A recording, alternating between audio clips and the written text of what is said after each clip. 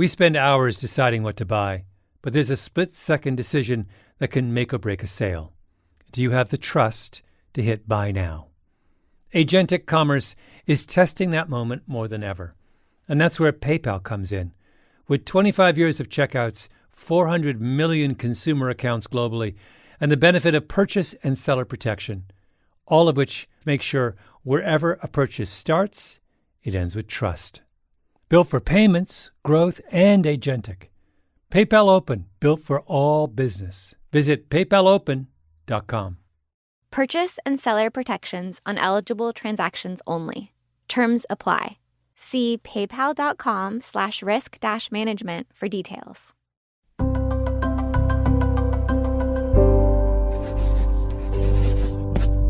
Pushkin. Once upon a time, in the middle of the 1980s, when the Cold War still raged and a man named Ronald Reagan occupied the White House, there were three major weekly news magazines in the United States. Time magazine was number one, with millions upon millions of copies in circulation. Newsweek was number two. And what news magazine came in third place? A sleepy little publication based in Washington, D.C., known as U.S. News and World Report. One of the magazine's managing editors in those years, Peter Bernstein, remembers the day when everything changed. It was a very exciting time, because Mort had just taken over. There were a lot of people buzzing around. Mort being Mortimer B. Zuckerman, a Canadian billionaire who bought U.S. News and World Report with dreams of becoming a media baron. There were a ton of really good ideas sort of in the magazine, and I think it's fair to say our feeling was that the execution could have been a lot better. And one of the things we wanted to do was distinguish ourselves from Time and Newsweek because we were the third. And how do you distinguish yourself if you're always coming in third? If a Canadian billionaire with visions of grandeur is breathing down your neck, you do something audacious. You create something that no educated parent could possibly ignore. A scheme to examine every American college and university and rank them from top to bottom. We were looking to reinvent the magazine, and the college rankings became part of that. So Bernstein and his colleagues began collecting a mountain of statistics on the universities and colleges of the United States.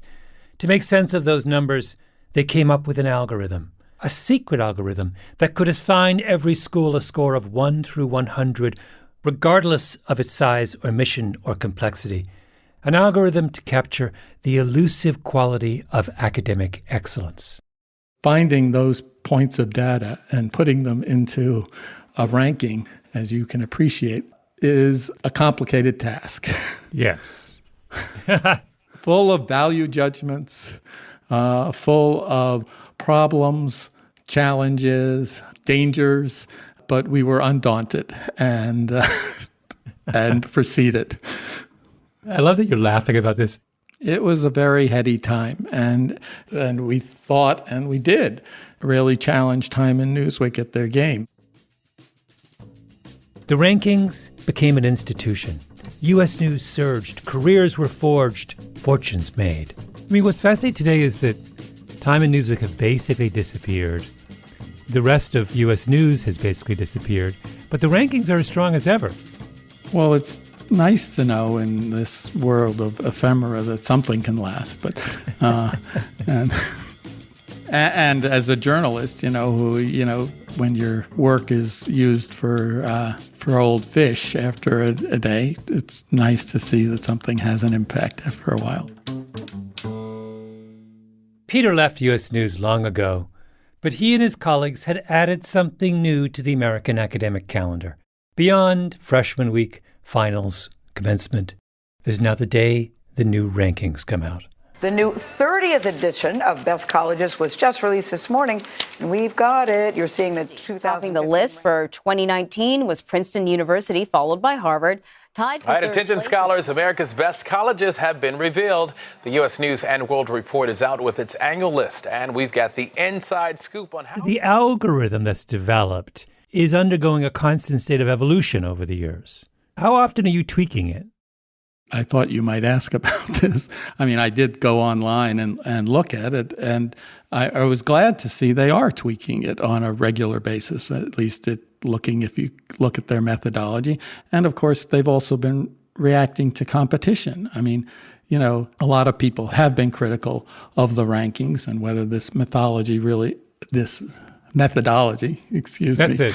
Peter, that is like the textbook definition of a Freudian slip. You're talking about your brainchild and you refer to it as mythology. Come on.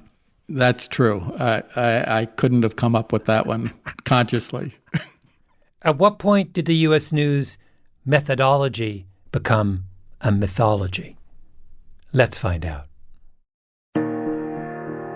My name is Malcolm Gladwell. You're listening to my podcast, Revisionist History, about things overlooked and misunderstood. In this episode, I ask, how is it that a promotional gimmick from the 1980s turned into a fetish object for American higher education?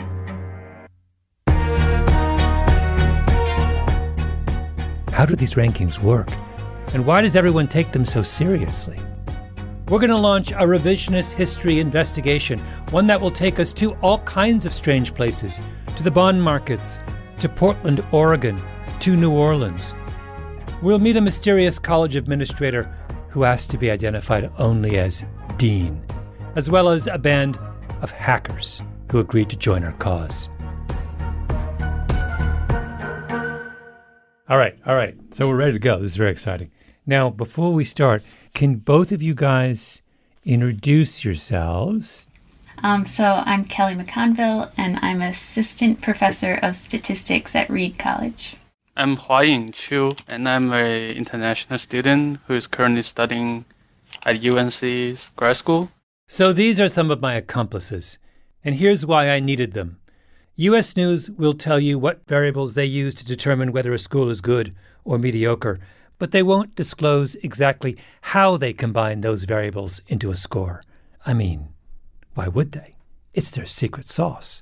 They charge $40 a year for premium access to their findings. This is a big business. So I figured my only chance at really getting under the hood of the ranking algorithm was to find out if anyone had, in effect, hacked the algorithm. And it turns out someone had.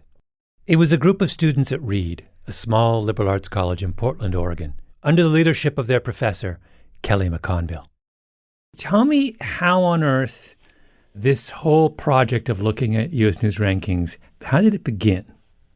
So I teach a course called Statistics Practicum, and in that course, the students complete a semester-long empirical research project, and I solicit those projects and the data from other Reed faculty and staff. Every year, U.S. News asks for a lot of data from schools, but the Reed administration had stopped supplying that data. They decided they didn't believe in the rankings anymore. But still, the magazine kept generating a ranking for Reed anyway, and someone in the Reed administration came to Kelly McConville and said, "Ever since we dropped out, our U.S. News ranking has plummeted. We think they've been punishing us. Can you double-check their math?" That was our task. We were tasked with recreating the model and then seeing what our ranking would be if we did supply our data. Yeah. So tell me, the two of you, walk me through, how does one go about conceptually trying to answer this question? They use a model that's called a weight and sum model. That means they take about 20 or so different factors about a school, like class size and graduation rates. They weight each of those factors based on how important they think the factor is, and then they sum up all those pieces and then calibrate it so that the highest score is at 100. And then based on those scores, they rank a school. The Reed team had to build their own version of the U.S. News algorithm from scratch, trying to get as close to it as possible. We grabbed all the variables we could from open government sources, and we built a model that isn't trying to recreate the U.S. News weight and sum model. Instead, it's just trying to predict the U.S. News score of a school with a high degree of accuracy. Huaying, how close did you get? I'll say fairly close. The only school that's outside of like a reasonable range of predicted score in the test set is Reed. Oh, really? And all other schools are like within a reasonable prediction interval of their scores.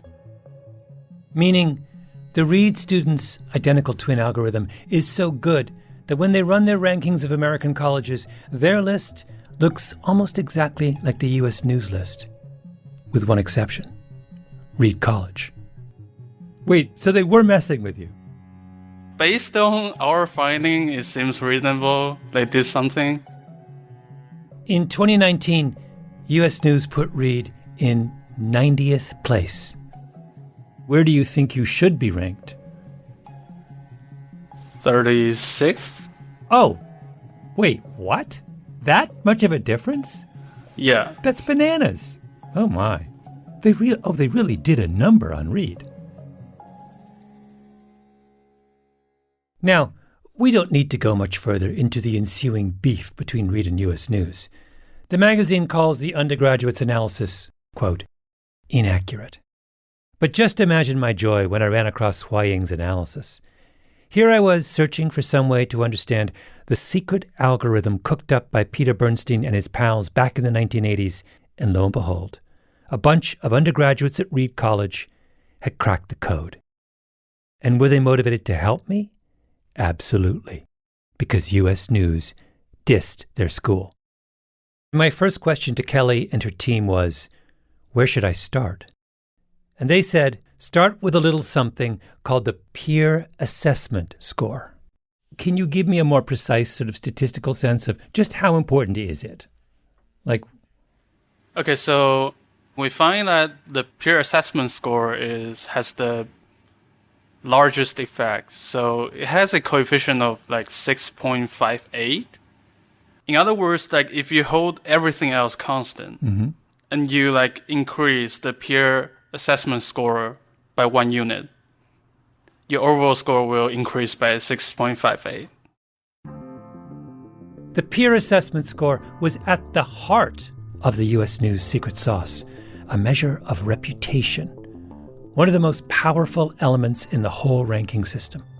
So if I'm a school and I'm anxious to move up the U.S. News rankings, the thing I should really be focused on is trying to boost my reputation score.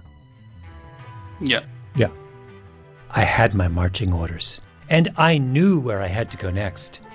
To the guardian of the U.S. News gates, the dragon at the mouth of the cave, Robert Morse.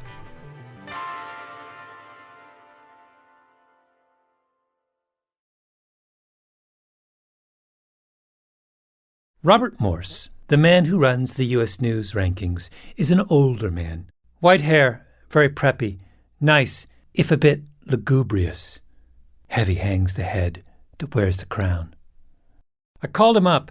I wanted to understand the mysterious variable that the Reed College hackers had told me was so important. Describe again, how is the reputation score generated? So we send out 3 surveys per school, and then they respond. They rate the schools on a scale of 5 to 1 or no response. So who are the 3 people at each school who are asked to fill out the survey? The president, the provost, and the enrollment manager or the head of admissions. The surveys arrive via email once a year to everyone who matters in American higher ed. If you're at a liberal arts college, you're given a list of all 222 other liberal arts colleges in your category. If you're part of a big university, you get a list of the 388 other big universities in the United States. Your job is to rank the schools on your list on a scale of 1 to 5. 5 being amazing, 1 being there's a serious problem here. And on what basis are people making those judgments? Well, I mean, that's a good question. I mean, we asked them to base it on their view of the school's reputation for undergraduate academic quality. But I mean, how would you know? I mean, we believe that the aggregate sum of all the raters who are leaders in higher education, you know, they're presidents and provosts and mission deans, so they're not rookies. when you aggregate their views at any given time, they're representing where those schools stand in the marketplace. I mean, so it's an assessment of their feelings about other schools. Well, they're leaders in higher education. So it's based on their knowledge of the other schools that they've gathered or through meetings or for exposure. Do they necessarily know a lot about all the schools they're rating? I don't know. If I rate a restaurant on Yelp, it's because I've eaten there, right? Yes. But here, when I rate a university on the U.S. News ranking, it's not because I've attended that university or taught there. It's just... Well, you may have. We shouldn't say that you didn't. But if you're saying, have the people who rated the schools been on every campus or taught at that school or know in depth their course catalog? No. Do some of them have greater degrees of knowledge about the schools they're rating? Yes. Do some of them have lesser degrees of knowledge? Yes. So I think it varies from having substantial knowledge to far less knowledge. In my naivete, I had imagined that there would be some level of rigor to this crucial variable in the U.S. News weight and sum model, a methodology that I could study, analyze, learn from. But Morse wasn't being very helpful, so I tried to draw him out. I mean, I was fascinated that there's a little clump where BYU, Brigham Young, Yeshiva, and Gonzaga are all ranked right in the same, roughly equally, in the National Universities rank. So a Mormon school, a conservative Jewish school, and a Jesuit school. And I was trying to think, what does the rabbi who runs yeshiva know about Brigham Young? And what does the Jesuit priest who runs Gonzaga know about yeshiva? And no, I mean, it's a good point. Like, is Gonzaga giving Georgetown a 5 and giving Boston College a 5? And we're not looking at how people are rating other schools. We are doing a trim mean, so we take off a few of the highest ratings and a few of the lowest ratings in an effort to eliminate some of the strategic voting that you're alluding to. Well, I don't know if that's strategic voting. I'm wondering if it's just that if I'm president of Gonzaga, I'm powerfully motivated to believe that the Jesuit education is the best education out there. So when I look at Georgetown, I think they're doing the right thing. And when I look at Yeshiva, I say, where's the New Testament? Why are they not using the New Testament? I mean, this is just natural human biases. I just don't know what they have to do with the quality of the institution. Well, I don't have a different answer. Devoted listeners of Revisionist History will remember how years ago I fell for Rowan University in New Jersey. I love Rowan. But Rowan is ranked 187th in the National Universities list. Dismal, mediocre. And why? Because its peer assessment score is a forgettable 2.4. How on earth have the university presidents of America come to the collective decision that they hate Rowan University way down in South Jersey? I call up Ali Hushmand, the school's president. How many university presidents have visited Rowan in the last 5 years from other colleges? 2 or 3. One from Canada, one came who was part of an accreditation, and I believe another one was a friend. That's it? Yes. So when they're giving you a score, on what basis are they using for giving you? How do they know anything at all about Rowan?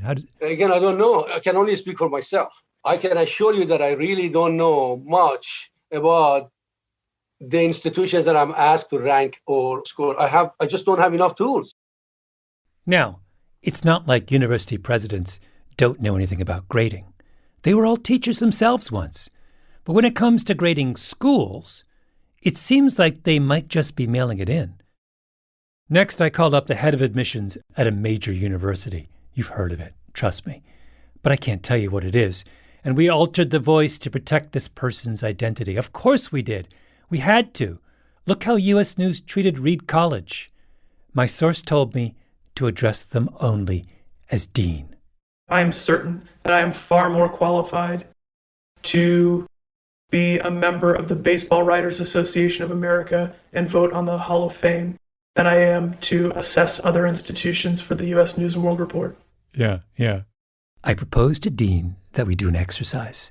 I'd name a school at random, and then the two of us would try to peer assess it.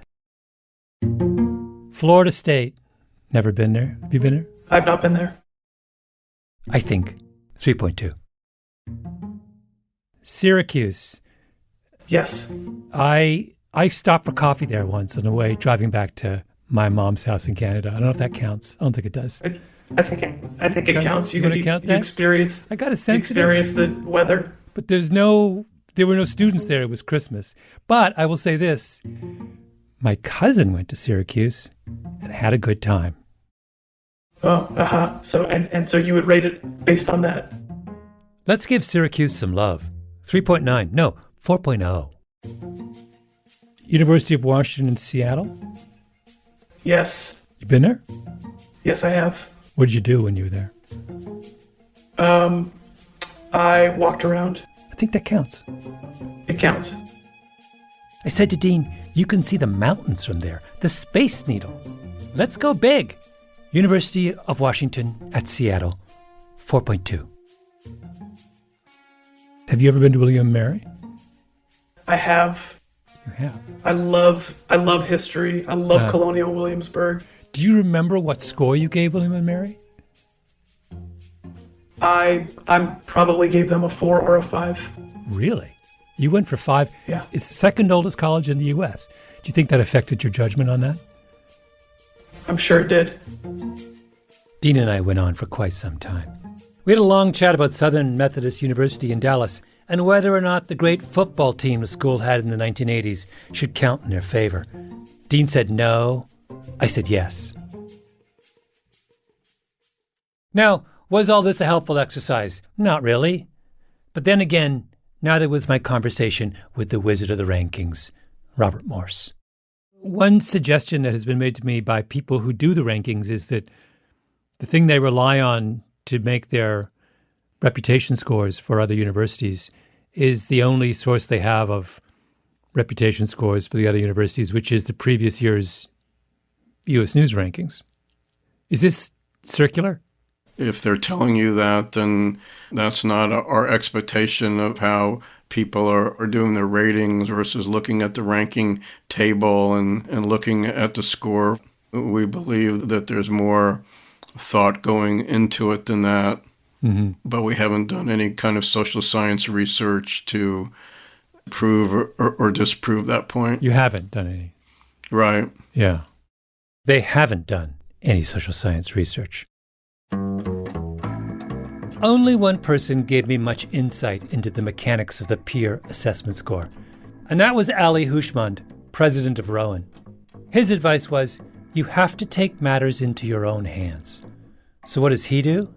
He makes his own hot sauce, and he told me that Rowan sends out free samples to every college president in the country. That's not true, really?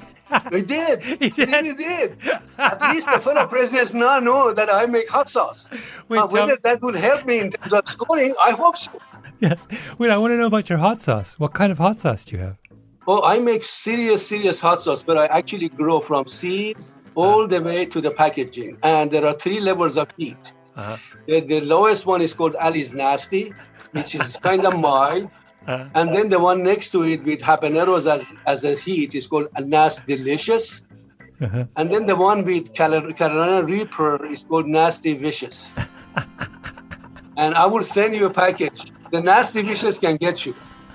But this isn't going to help your cause. This is going to hurt your cause. If you're giving some university president in the middle of the Midwest is happens to have a little bit of vicious, they're gonna curse your name. They probably will. But I figured that no publicity is a bad publicity. Did I try the Nasty Vicious? Oh, yes, I did. On a scale of 1 to 5, 5.0.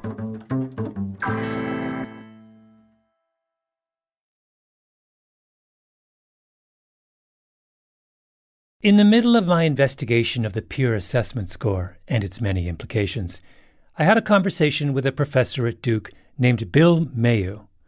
Mayu was friendly with some bond traders, and he was talking with some of them one day when they mentioned that they were having difficulty with bonds issued by historically black colleges, HBCUs, as they're known. If you're a bond trader, you worry about moving the bonds that you have in inventory, and they just mentioned, hey, we're having a really hard time placing these HBCU schools because people don't want to hold them. The way the bond market works is that an institution needs money. Let's say a university wants to build a dormitory that costs $50 million. The school can't raise all that money on its own, so it goes to a Wall Street bank, which purchases a bond, a promise of repayment from the university. Then the bank breaks that bond into many hundreds and hundreds of pieces and sells those pieces to wealthy investors or insurance companies or hedge funds.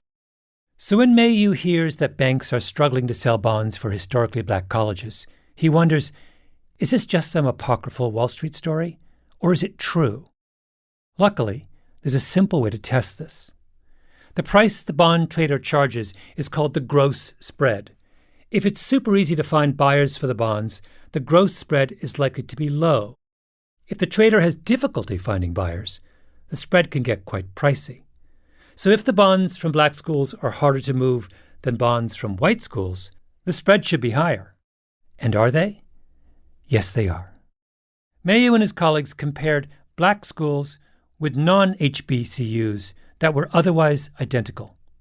The spreads for the historically black schools were 20% higher. In the bond market, a 20% difference in spreads is huge. Mayu and his co-researchers then went one step further. They zeroed in on 3 states in the Deep South. And those 3 states were? So those are Louisiana, Mississippi, and Alabama. And what's the difference in spread in those states? Not 20%, 37%. Mayu and his colleagues have given us a scientifically rigorous measurement of just how much of a burden black institutions face in the real world. You've put a number on reputation. What is the reputational cost of being a school that overwhelmingly accepts and educates black kids? In Louisiana, the reputation cost is 30%. That's one way to think about it, but I would say it's the racial component of reputation. A spread is a reputation score, isn't it? Investors don't know the precise ins and outs of all the institutions they're asked to buy. How could they? There are literally hundreds of thousands of bonds on the market at any given time. So the investors proceed on a feeling about how worthy and how safe and how legitimate the institution getting the loan is. You see a black school and you say to yourself, I don't value that HBCU quite as highly as the white school across town. So you give the black school a discount, which is what prejudice is, by the way, a discount. The black life does not matter as much as the white life. And who are these people imposing a discount on black schools? They're wealthy, successful people who are simply checking a box. I like this bond. I like this one a lot. I don't like this one. They are, I suspect, not a whole lot different from the college administrators who assign a number to their peers for the U.S. News rankings every year, motivated by the same unconscious biases. I like this school, 4.2. I like this one a lot, 4.5. I don't like this one, 2.4, even though I don't really know anything about it. So if you were the president of a historically black college in one of those states where the reputational discount for being black is 37%, how do you think you'd feel about your peer assessment score? I thought I'd call Walter Kimbrough, president of Dillard University, a historically black college in Louisiana. And so when I start to look at the formulas and dig into it, I was like, this isn't a real good measurement of what we do. In fact, it's a measurement of privilege. Dillard's reputation score is 2.6. That's not good.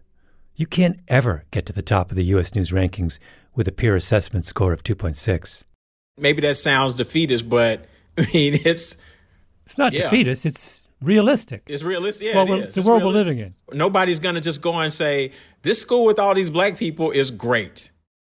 In their haste to compete with Time and Newsweek, way back when, maybe all U.S. News did was create a system that allowed the presidents and deans of every college in the country to assign a number to their prejudice, to disguise mythology as methodology.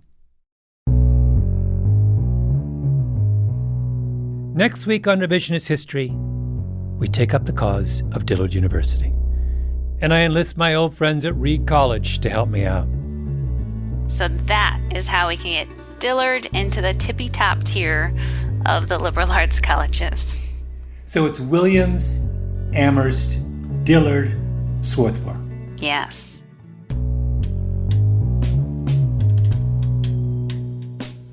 Revisionist History is produced by Mia LaBelle, Lee Mengistu, and Jacob Smith, with Eloise Linton and Anna Naim. Our editor is Julia Barton.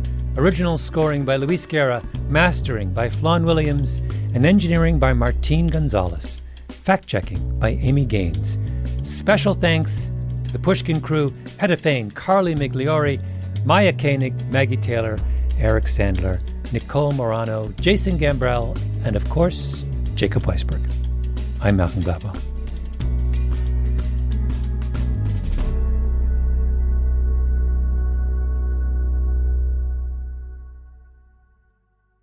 If you love this show and others from Pushkin Industries, consider becoming a Pushnik.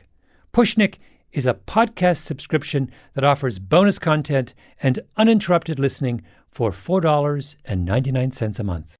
Look for Pushnik exclusively on Apple Podcasts subscriptions. You have 3 flavors: Ollie's Nasty, Nasty-licious, and Nasty Vicious. Okay, guys. Wait, hold on. We have to do this simultaneously. This is it? Yep. All right. Okay, 1, 2, 3, go.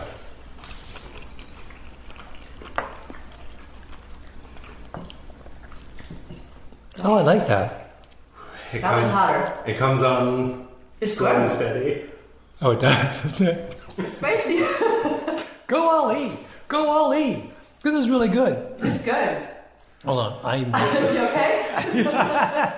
It's very spicy for a very long time. Guys, it's not hitting me as hard as it is. I'm taking a second bite. It's spicy though. Martine's struggling. By the way, where's my Harvard hot sauce? I don't see any Harvard hot sauce. No one's sending me hot sauce from New Haven, are they? No.